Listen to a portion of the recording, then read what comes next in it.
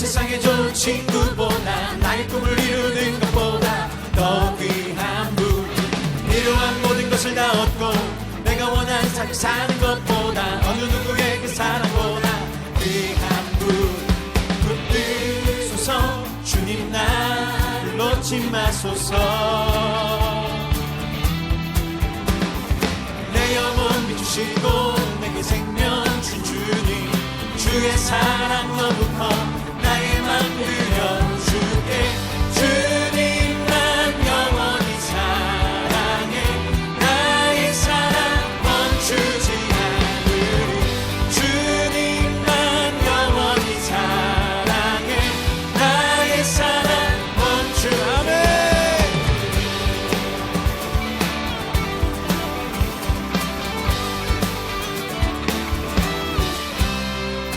세상의 부요함보다, 이 세상의 부요함보다, 이 세상의 좋은 친구보다 나의 꿈을 이루는 것보다 더 귀한 아멘.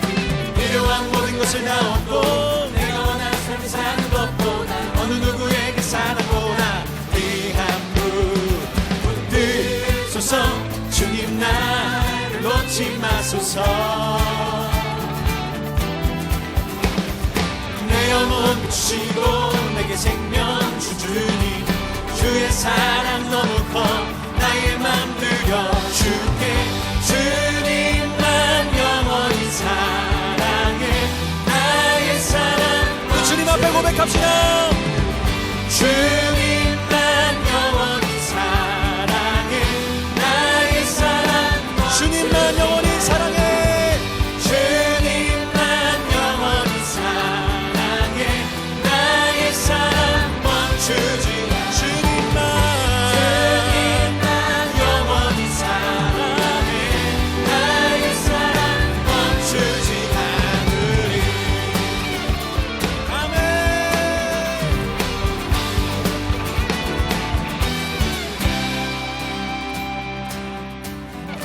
붙드소서 주님 나를 놓지 마소서.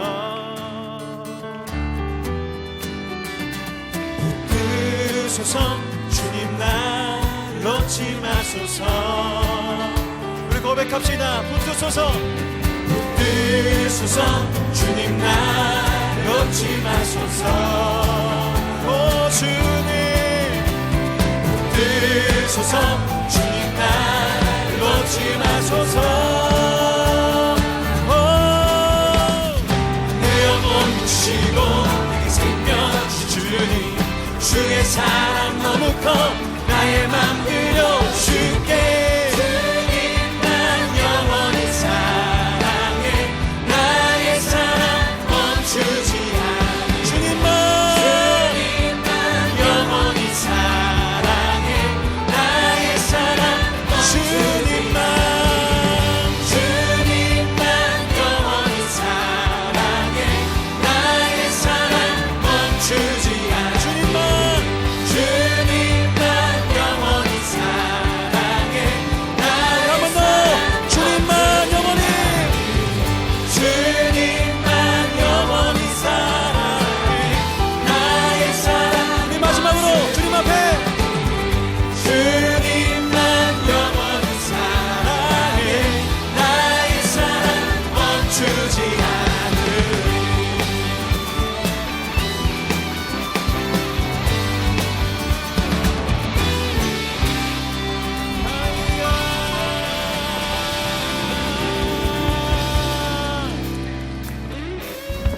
주님 나의 호흡을 다해서 나의 온 힘을 다해서 주님을 찬양합니다. 주님 나의 온 마음을 담은 찬양을 받으시고 나의 진정한 힘이 되어 주시옵소서. 주님만을 의지합니다. 우리 마음의 고백을 가지고 함께 찬양하며 나아갑시다. 내 마음 다해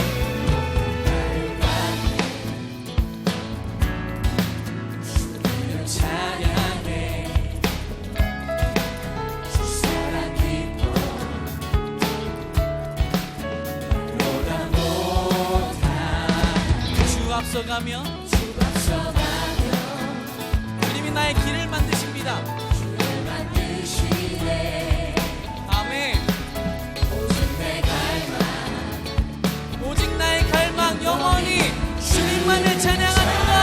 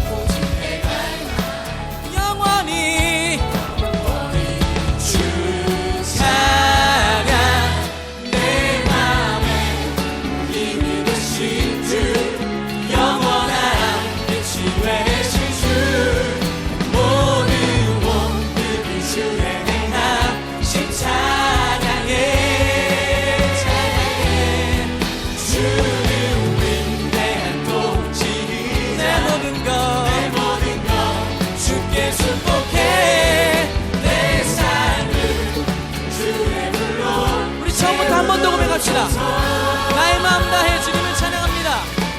내 마음 다해 주 이름 찬양해. 주 사랑 기뻐 말로 다 못하네. 주 앞서가며 길을 만드시네. 오직 내 갈망 아멘.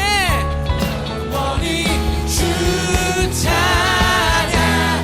내 마음에 힘이 되신 주 영원한 빛이 되신 주 모든 몸들이 주의 행하신 찬양해. 주는 윗내 동지이자 내 모든 것 주께 축복해. 내 삶은 주의 우리 전심으로 한 번 더 고백합시다. 내 맘에 힘이 되신 주. 내 맘에 힘이 되신 주 영원한 빛이 되신 주 모든 몸들이 주의 행하신 찬양해. 주는 윗내 동지이자 내 모든 것 주께 축복해. 내 삶은 주의 불로 우리 목소리로만 한번 고백할까요? 내 맘에 힘이 되신 주. 내 맘에 힘이 되신 아멘. 주 영원한 빛이 되신 주 내 모든 주님 나의 온 호흡을 다해서 주님을 찬양합니다. 찬양을 받아주시옵소서. 주는 윗내 동지이자 아멘. 내 모든 것 주께 축복해. 내 삶은 주의 힘이 되신 주님을 찬양합시다. 주는 나의 힘이여. 주는 나의 힘이요.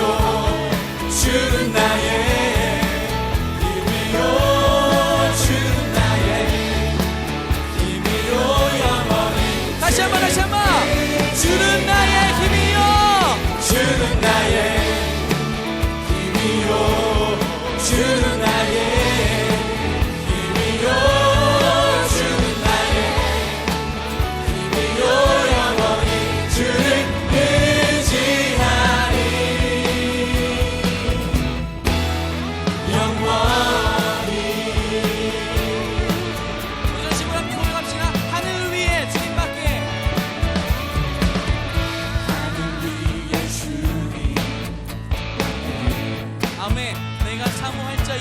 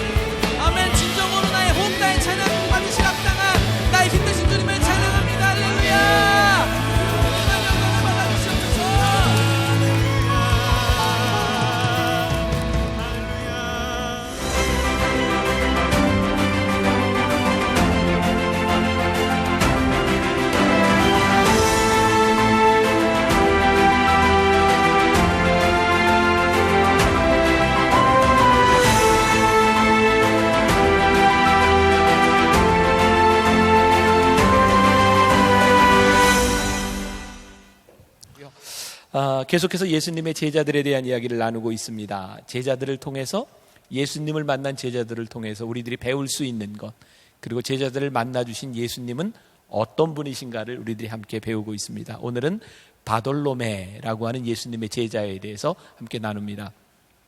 성경 본문을 여러분들이 읽으면서 조금 이상하다는 생각이 들지 않아요? 네, 뭐가 이상하죠? 이 바돌로메라고 하는 이름이 한 번도 등장하지 않습니다. 마태, 마가, 누가, 요한복음은 예수님의 이렇게 행적들이 나와 있는데, 공생애가 나와 있는데, 마태, 마가, 누가 복음, 이 세 복음서에는 바돌로메라고 하는 이름이 나오고 있어요. 오늘 우리가 읽은 본문은 요한복음이죠. 요한복음에만 유일하게 나다나엘이라고 기록이 되어 있습니다. 자, 이 나다나엘과 이 바돌로메가 움직일 때는 늘 옆에 누가 있었냐면 빌립이 있었어요.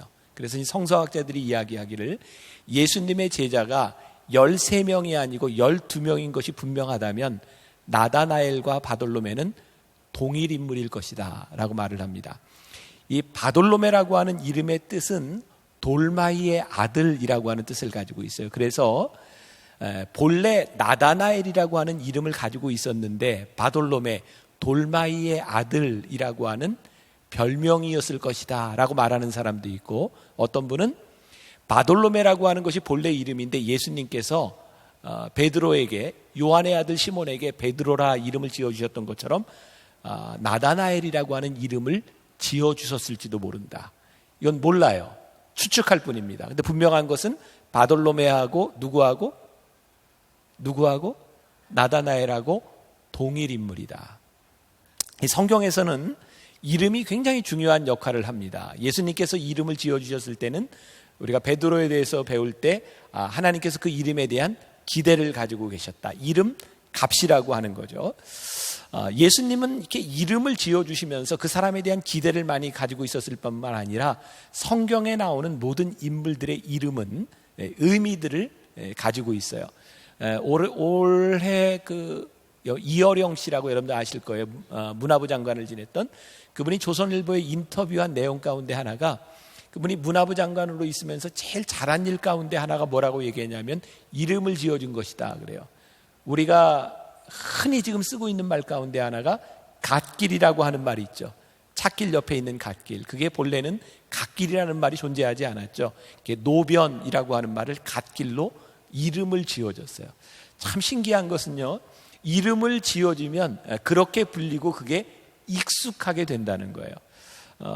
여러분들 특히 우리 청년들에게 좀 민감한 이슈일 수도 있는데, 요즘 4.13 총선을 앞에 두고 여러분 정치적인 견해들이 다 틀릴 텐데, 요번 지난 주간에 저를 조금 당황하게 하는 일이 있었어요. 뭐냐면 여러 정당들이 생기는데, 혹시 여러분들 기독자유당이라고 들어봤어요? 기독교 단체에서 만든 단체인데, 문제는 저도 모르는 사이에 기독자유당에서 그 당을 선전하면서 사람들을 이렇게 모으는데 제 이름하고 제 사진이 나갔어요. 저는 알지도 못하는 일이에요. 그런데 3번씩이나 광고가 나가면서 제 이름과 사진이 나가면서 초청인으로 이름이 나갔어요. 제가 여러분들에게 이 이야기를 하는 이유는 나는 만나교회 목회를 하면서 나 스스로 정치적인 견해를 가질 수는 있지만, 저는 만나교회 목회자로서 이 교회가 어떤 정치적인 입장에 선다거나 여러분들에게 그것을 요구하는 곳이 아니라고 생각하기 때문에, 혹시라도 여러분들이 신앙생활을 하면서 만나교회 담임 목사가 어떤 당의 이름을 올렸다라고 하는 것은 나하고 아무 관계가 없는 것이라고 하는 것을 여러분들에게 밝혀두는 바이옴나이다. 알겠어요? 저와 우리 교회는 전혀 관계가 없어요. 그리고 우리 교회는 오늘도 지금 요번에 국회의원 나간 그 후보자들이 우리 교회에 왔었지만, 제가 교인들에게 인사를 시키거나 하지 않아요. 왜? 교회는 정치적인 집단이 아니에요. 교회는 하나님을 믿는 사람들이 다른 여러 가지 견해를 가지고 있을지라도 하나님을 믿는 마음으로 함께 예배드릴 수 있는 공동체가 교회이기 때문이에요. 근데 지난주에 저에게 왜 제가 그 일에 대해서 흥분하고 거기에다 제가 뭔가 이의를 제기해야 되겠다고 생각을 했는가? 이름이 있는 곳에는 이름만 있는 것이 아니라 내가 있기 때문이죠. 그래서 우리가 크리스찬으로서 하나님을 믿으며 우리들이 이름값을 한다고 하는 것은 굉장히 중요한 일이고요. 이 성경에 나오는 인물 하나하나를 바라보며 그들의 믿음을 추적해가는 것도 우리들의 신앙에 굉장히 도움이 되는 일입니다. 오늘 나다나엘이라고 하는 사람은 먼저 예수님에 대하여 잘못된 지식을 가지고 있었던 사람이에요. 그런데 그의 잘못된 지식에도 불구하고 예수님이 나다나엘을 극찬합니다. 칭찬하고 계세요. 47절 말씀에 보니까 예수께서 나다나엘이 자기에게 오는 것을 보시고 그를 가리켜 이르되 보라 이는 뭐예요? 참으로 이스라엘 사람이라 그 속에 간사한 것이 없도다. 굉장히 큰 칭찬입니다. 참으로 이스라엘 사람이로다. 그 속에 간사한 것이 없도다. 간사한 게 없다. 이게 영어 성경에는 nothing false라고 되어 있어요. 거짓된 것이 없다. 유진 피터슨의 성경에 보면 이렇게 표현이 되어 있어요. Not a false bone in his body. 그러니까 그냥 직역한다면 그의 몸속에는 거짓된 뼈가 없어. 그러니까 아주 태생적으로 진실한 사람, 이런 의미를 가지고 있어요. 얼마나 큰 칭찬입니까? 진실한 사람. 이거 어디서 많이 듣던 말 아니에요? 진실한 사람? 반응이 없지? 뉴스들 안 봐요? 진짜 모르는 거예요? 왜 반응이 왜 이래? 진실한 사람, 뭐 친박, 뭐 이런. 이거 김종민 목사님 분위기가 왜 이런 거예요? 뭐 요즘 뭐 친박, 뭐 진진박, 뭐 친노, 뭐 여러 가지 있잖아요. 나는 이 진실한 사람이라고 하는 것이 우리들이 정말 잘못 쓰고 있는 용어 중에 하나다. 왜? 내가 누구 편에 서 있다고 하는 것이 정말 진실할까? 이 진실함이라고 하는 것은 누구를 지지한다거나 누구 편에 서 있다고 진실해지는 것은 아닌 것 같아요. 정말 우리들에게 중요한 것은 우리들이 어떤 옳음의 편에 서 있는가. 그런데 이 옳음이라고 하는 것도 큰 문제를 가지고 있죠. 내가 옳다고 생각하지만 그게 진짜 옳은 것인가에 대한 확신도 사실은 우리들에게 없는 거죠. 우리들이 신실하다라고 하는 이야기를 할 때 예수님께서 이 나다나엘에게 야 이는 정말 참 이스라엘 사람이다 라고 이야기했을 때 예수님은 어떤 모습을 보고 나다나엘에게 이런 말씀을 하고 계실까? 중요한 문제 가운데 하나인데 요즘 우리는요 우리 주변에서 그런 일들을 참 많이 봐요. 우리의 목적을 이루기 위해서 수단과 방법을 가리지 않는 거예요. 우리는 흔히 이루어 놓은 것을 가지고 성공이라고 이야기를 하는데 사실은 수단과 방법을 가리지 않고 이루어 놓은 것은 성공이 아닙니다. 그것은 비열한 일이에요. 오늘날 교회가 하나님의 일을 한다고 하나님의 영광을 위한 목적을 가지고 있다고 하면서도 왜 손가락질을 받는 일이 일어날까? 가만히 보면 하나님의 일을 하기 위해서 수단과 방법을 가리지 않는 거예요. 여러분 하나님께서 원하시는 하나님의 일은요 우리들이 수단과 방법을 가릴 줄 아는 사람이 되기를 원하시지 않을까요? 하나님이 원하시는 것은 무엇일까요? 하나님이 원하시는 방식으로 믿음의 방식으로 우리들이 하는 일을 하나님께서 원하시지 않을까? 아마 여러분들도 그런 기도 한 번쯤은 드려보지 않았을까요? 내가 분명히 잘못된 것을 알아요. 내가 실수한 것도 알아요. 그래서 하나님께 이렇게 기도해요. 하나님 요번 일만 잘 되게 해주세요. 그럼 제가 앞으로 잘 살게요. 한번 생각해 보세요. 요번 일이 잘 되는 순간 우리는 이렇게 기도할 때 역시 하나님은 살아계셔서 내 기도를 들어주셨어. 그런데 그렇게 기뻐하고 있는 우리를 보면서 사단이 웃고 있을 것 같다는 생각이 들지 않으세요? 우리가 하나님의 일을 하고 하나님의 방법대로 살아간다고 하는 것은 우리가 수단과 방법을 그냥 넘어서는 그런 것이 아니라 우리들의 삶의 방식에 대한 부분인 것 같아요. 예수님께서 나다나엘이라고 하는 사람을 귀하게 여기시고 그를 부르셨던 아주 중요한 이유 가운데 하나는 그에게 있었던 신실함입니다. 우리가 아직은 부족하고 나다나엘이 예수님에 대한 올바른 지식을 가지고 있지 않았지만 우리들이 부족하지만 하나님이 우리를 쓰실 수 있는 아주 중요한 이유 가운데 하나가 우리들 가운데 있는 신실함이라는 거예요. 그리고 나다나엘이 예수님에 대한 잘못된 지식을 가지고 있었을지 모르지만 나다나엘에게 정말 귀한 것이 있었는데 그의 마음속에 있는 갈급함이었어요. 자, 나다나엘의 친구 지금 누가 등장하고 있죠? 빌립이 있죠. 45절과 46절 제가 다시 한번 볼게요. 빌립이 나다나엘을 찾아 이르되 모세가 율법에 기록하였고 여러 선지자가 기록한 그 일을 우리가 만났으니 요셉의 아들 누구요? 나사렛 예수라. 나다나엘이 이르되 나사렛에서 무슨 선한 것이 날 수 있느냐? 빌립이 이르되 와서 보라 하니라. 자, 빌립이 나다나엘에게 내가 예수님을 만났어, 메시아를 만났어 라고 이야기를 했더니 나다나엘이 뭐라 그래요?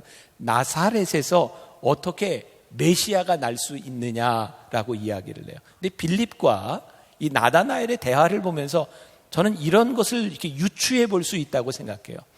빌립이 예수님을 만나고 나서 이분이 메시아야 라고 직설적으로 이야기할 수 있던 이유 가운데 하나는 나다나엘과 빌립이 오실 메시아에 대한 이야기를 많이 나누고 있었던 것 같아요.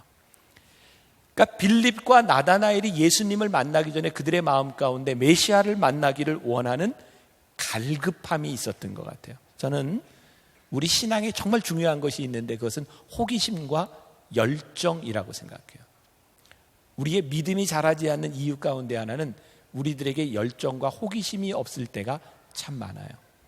오늘 예배를 드리는 여러분들에게 영적 갈급함이 우리들에게 있는가? 출애굽기 3장에 보면 모세가 하나님 앞에 불리음을 받는 유명한 모세의 소명장이 나와요. 모세가 호렙산에서 양을 치고 있을 때 저기 가시나무 덤불에 불이 붙긴 붙었는데 타지 않는 불을 보고 모세가 다가가요. 그랬더니 거기서 하나님이 모세를 부르세요. 모세야, 모세야. 모세가 하나님을 만나긴 했는데 그가 하나님에 대하여 잘 알지 못해요. 하나님에 대한 지식이 없어요. 하나님은 누구시지요? 라고 물어요. 내가 이스라엘 백성들에게 갔을 때 그들이 하나님이 누구냐고 물으면 나는 뭐라고 대답하죠? 그때 하나님이 나는 스스로 있는 자 아니라 하나님이 가르쳐 주세요. 여러분, 우리의 믿음이 생기는 것은요, 우리들이 하나님을 알고 있기 때문에 생기는 것이 아니라 우리를 아시는 하나님께서 우리를 부르셨을 때에 우리가 아직 알지 못할 나를 아시는 하나님께 당신은 누구십니까? 우리들의 영적인 갈급함과 호기심을 통해서 우리의 믿음이 성장해 가는 거예요. 여러분들에게 제가 중요한 도전을 드리는 거예요. 우리들에게 영적인 호기심과 갈급함이 우리들에게 있는가? 근데 나다나엘은 자기의 영적인 호기심, 이 갈급함에 대하여 마음을 열었어요. 마음을 연다는 건 굉장히 중요한 일이죠. 나다나엘의 지식을 가지고는 나사렛에서 메시아가 올 수 없어요. 근데 빌립이 나사렛 예수라고 하는 말을 듣고 와 보라라고 하는 말을 듣고 아마 나다나엘이 흔쾌히 따라가지 않았을지 모르지만 따라가요. 그 영적인 호기심이 그를 인도하는 거죠. 저는 우리 신앙인들에게 가장 위험하고 가장 나쁜 것 중에 하나가 우리들에게 드는 의심과 혹은 우리들이 부정적으로 생각하는 것들을 표현하지 않는 것이라고 생각해요. 여러분, 우리 만나교회가 지역적으로 어디에 위치하고 있죠? 분당에 있죠? 네, 분당이에요, 여기. 네. 여러분, 그런 얘기 들어봤어요? 분당에는 소위 우리 대한민국에서 이야기하는 요즘 좋은 교회들이 몰려있는 데가 분당인 거 알아요? 그 중에 하나가 만나교회인 것도 알죠? 네. 그런데 그런 말이 있어요. 목회자들 사이에서 분당은 교인들의 천국이고 목회자들의 무덤이다. 분당에 있는 목사님들 중에 안 아픈 사람이 별로 없어요. 목회하기가 너무너무 힘들어요. 왜냐하면 분당에 있는 교인들은 대개 굉장히 매너가 좋고요, 나이스해요. 그래서 교회에 문제가 생기거나 교회가 이런 일이 있으면 싸우거나 큰 소리를 내지 않는데요. 그냥 다음 주에 다른 교회 간대요. 이게 얼마나 무서운 일인지 알아요? 목회자에게 있어서. 저는 그런 생각을 요즘 해요. 교회가 조용하다, 문제가 없다, 이거 굉장히 긍정적인 얘기이긴 한데 사람들이 사는 공동체에서 어떻게 문제가 없을 수 있겠어요? 중요한 것은 우리들에게 문제가 있을 때 그 문제를 드러내놓고 해결하는 것이 우리들에게 참 중요한데 그것을 해결하려고 하지 않고 도피하려고 한다는 거죠. 우리의 신앙에 문제가 생기거나 우리들에게 의심이 들 때 그것을 표현하지 않을 때 우리들의 신앙이 자라기가 참 힘든 거예요. 저는 만나교회 담임이 돼서 목회를 하면서 제가 참 잘한 일 가운데 하나가 있다고 생각해요. 물론 많은 걸 잘했지만 오늘은 무슨 얘기를 해도 마음이 잘 안 열리는 것 같아. 마음을 열어야 돼. 많은 걸 잘했지만 그 중에 하나 잘한 게 뭐냐면 우리 교회 요즘은 이렇게 홈페이지들 많이 활용 안 하지만 10년 전만 해도 홈페이지를 많이 활용할 때였어요. 저에게 홈페이지를 열어놓고 게시판에 글들이 올라가는데 제가 이 게시판을 이렇게 관리하는 사람에게 한 이야기가 있어요. 우리 교회에 대하여 부정적인 이야기를 하거나 담임 목사에 대한 부정적인 이야기를 하는 사람이 있을 때 절대로 삭제하지 마라. 부정적인 이야기를 하는 것은 그만큼 교회에 대한 애정이 있다는 이야기고, 부정적인 이야기들은 우리들이 함께 해소해야 될 문제이지 그것을 삭제하거나 숨길 문제가 아니다. 그래서 우리 교회 홈페이지는 제가 담임 목사가 되고 지금까지 어떤 부정적인 이야기가 올라와도 홈페이지에 삭제하는 일이 없었어요.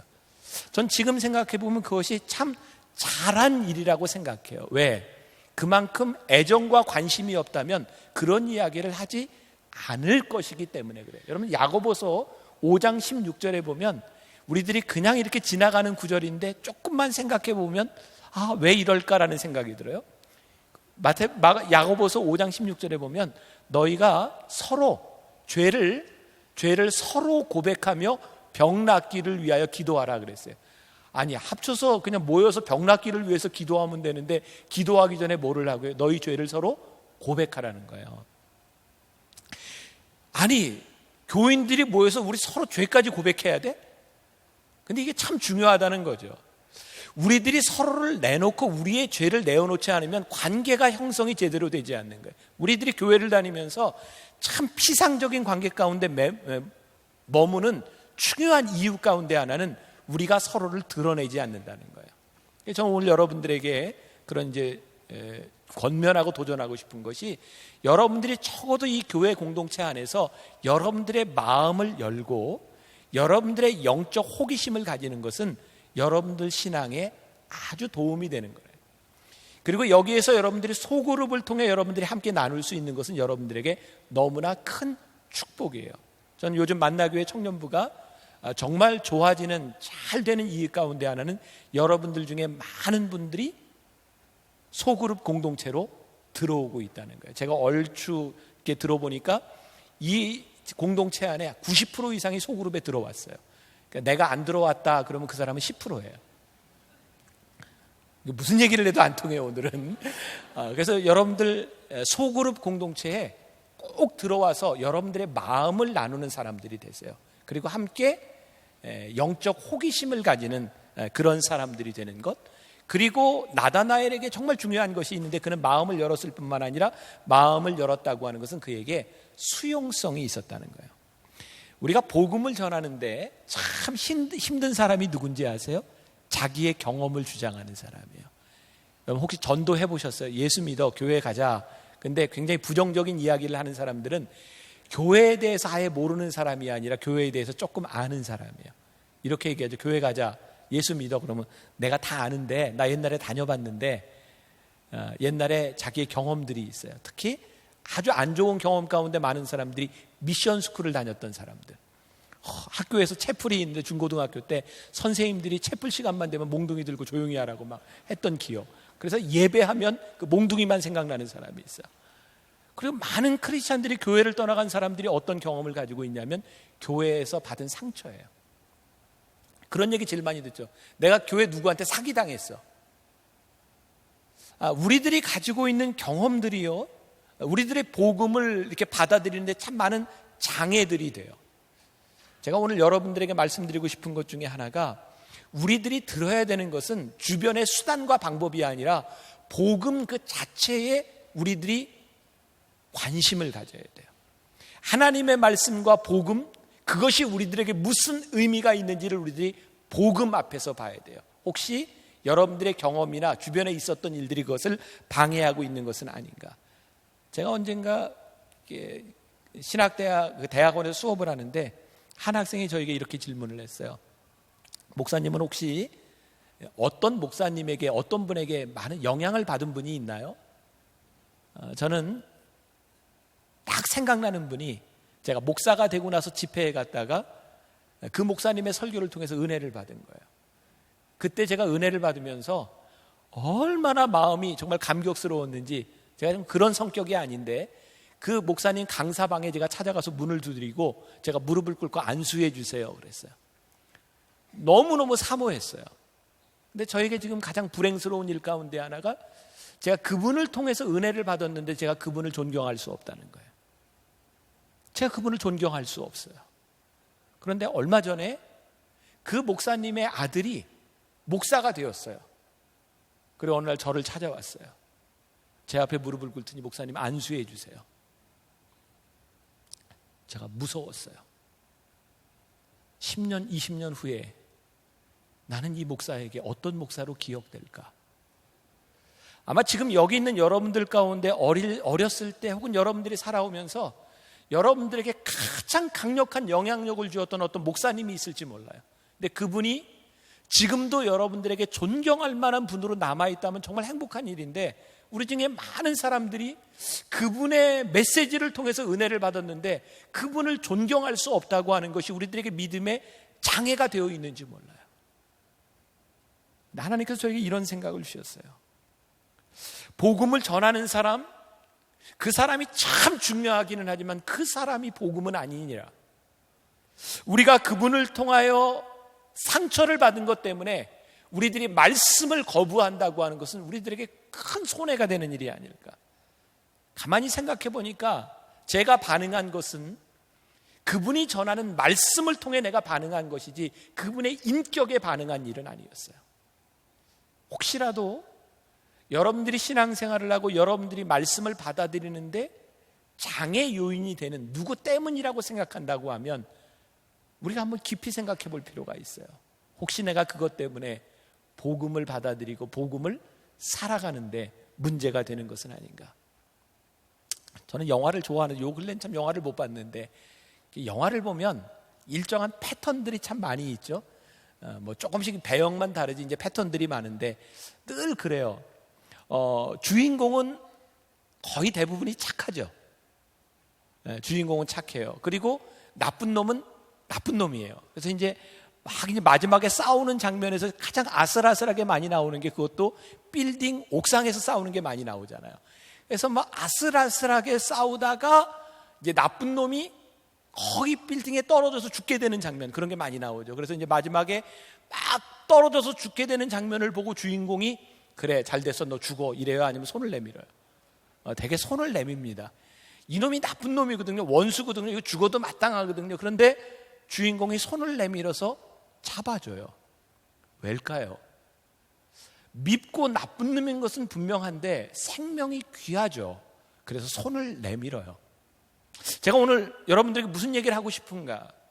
우리들에게 제일 중요한 게 무엇인가? 그것은 복음이고 본질이고 말씀이에요.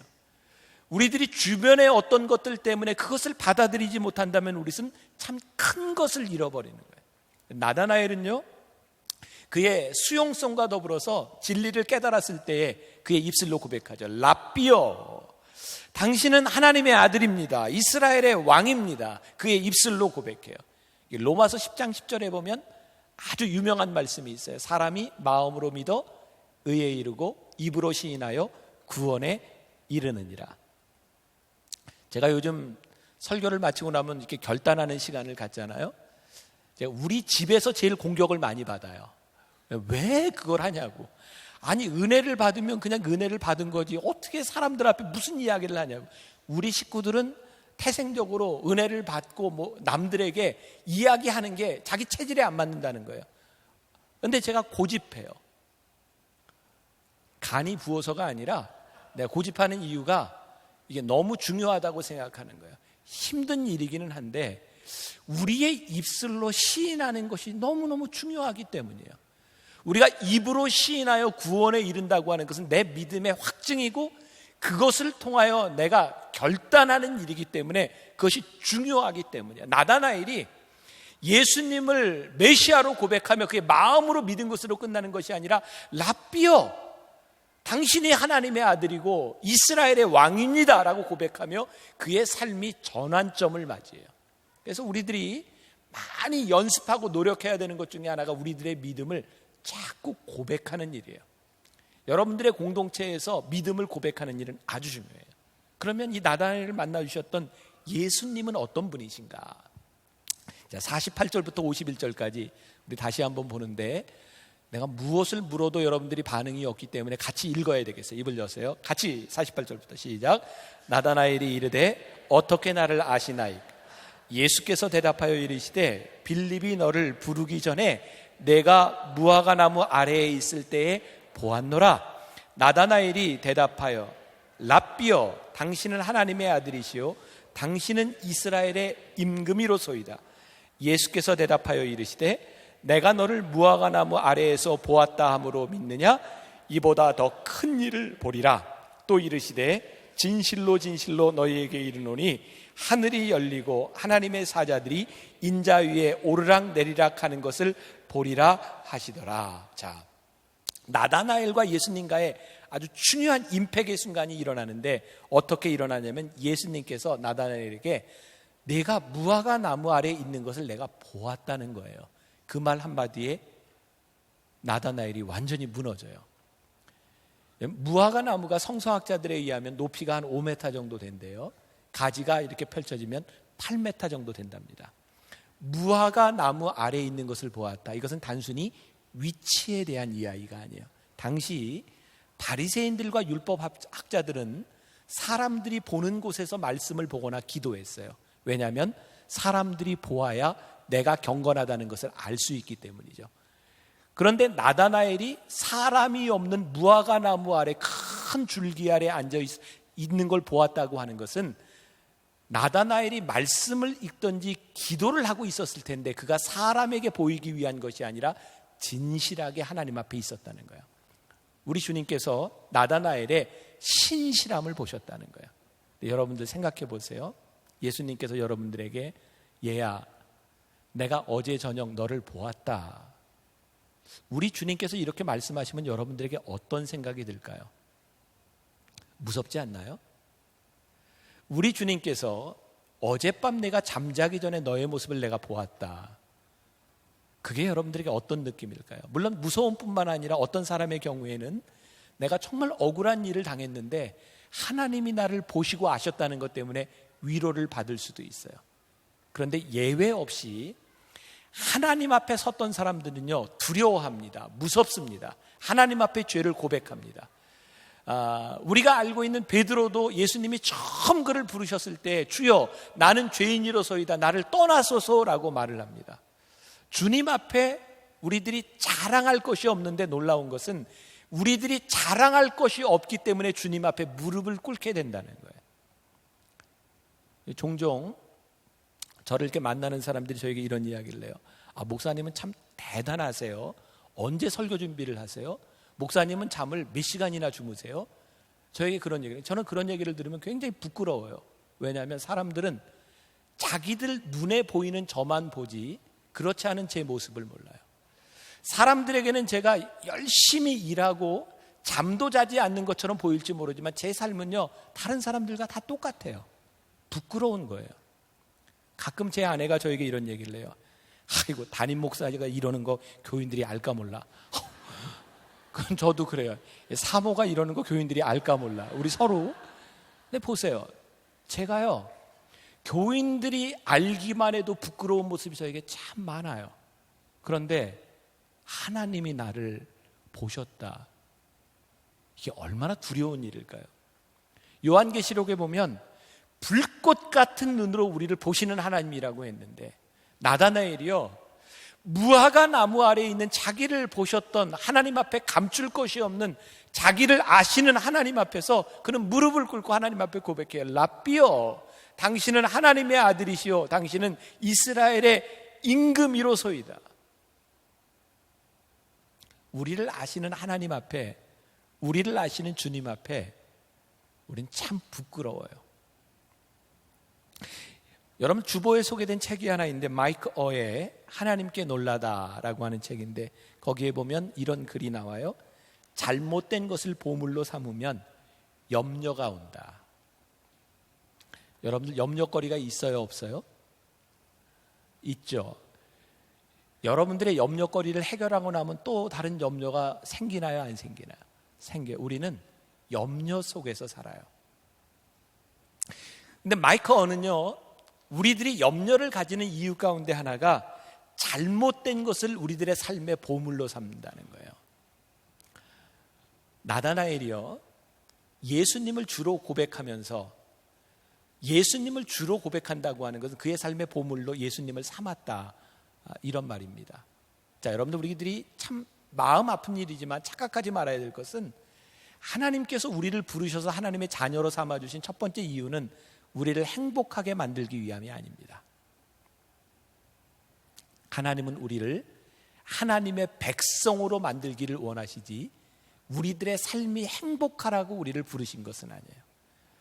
우리가 하나님의 자녀가 되어 살아가며 행복할 수 있어요. 그러나 행복이 우리들의 삶의 목표는 아니에요. 여러분, 우리들의 염려가 어디에서 오나요? 마이크 언은 이런 이야기를 해요.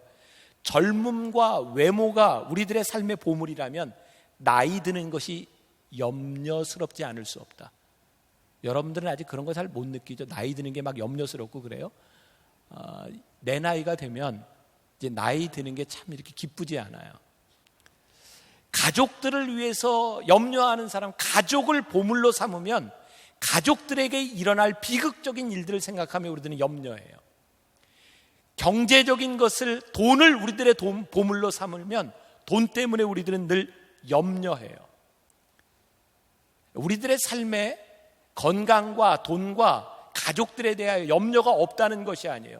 그것이 우리들의 삶의 최고 중요한 보물이 되면 우리는 이 염려에서 벗어나지 못해요.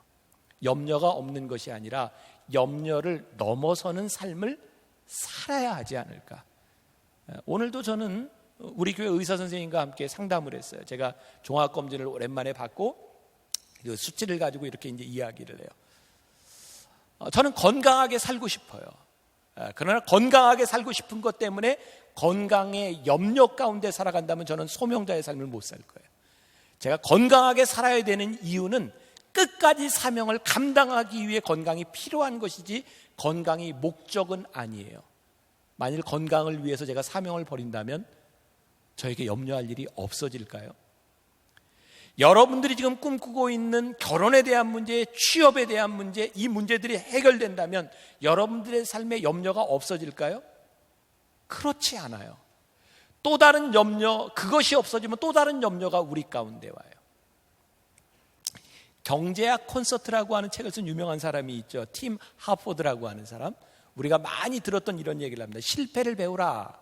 우리 이런 얘기 참 많이 들어요. 실패를 통해서 배우라. 실제로 실패를 연구하면 실패의 확률을 많이 줄일 수 있다 그래요.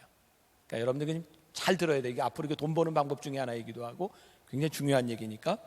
이 Journal of Marketing Research라고 하는 잡지에서 100개 이상의 체인을 가진 그런 편의점들을 조사했어요. 10만 명이 넘는 고객들을 조사했는데요. 아주 재밌는 결과가 나와요. 편의점에요, 물건들을 이렇게 진열하지. 근데 40%의 물건들은 3년 안에 다 없어진대요. 무슨 얘기예요? 실패한 물건들이에요. 고객들을 조사해 보니까 진짜 신기한 건 실패한 물건을 구입한 고객이 계속해서 또 다른 실패한 물건을 구입한대요. 그러니까 실패한 물건만을 구매하는 그런 패턴을 가진 사람이 있는 거예요.